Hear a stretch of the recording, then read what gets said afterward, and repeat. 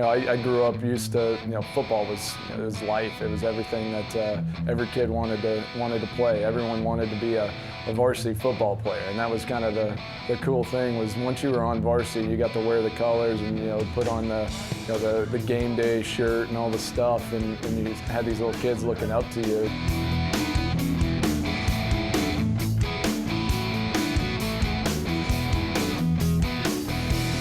When talking about a professional athlete, it's hard to imagine that the field Mason played on in high school might be more famous than Mason himself. My stadium, the stadium I played in high school, was actually where they filmed Varsity Blues. So that's my little claim to fame. But it was awesome. It was awesome being able to grow up in a place where high school football, just kind of blended in with college football, and you just kind of. Taking that next step didn't feel as crazy because we had 10 to 15,000 people at high school football games cheering us on. Growing up in Texas, playing football was almost inevitable for Mason, but it wasn't his first love. Started with soccer. Yeah, I played soccer since I can remember. It's still to this day. I love watching the World Cup. I love watching it in the Olympics. I'm a huge soccer fan. So.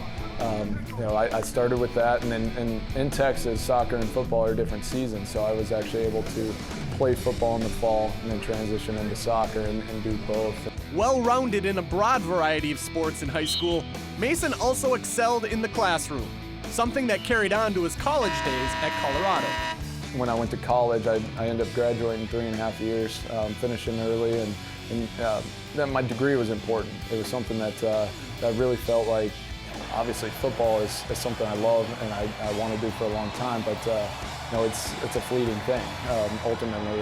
And I'm fortunate I have my degree from college, and whenever I'm done playing, I feel confident that I'll find something that suits me.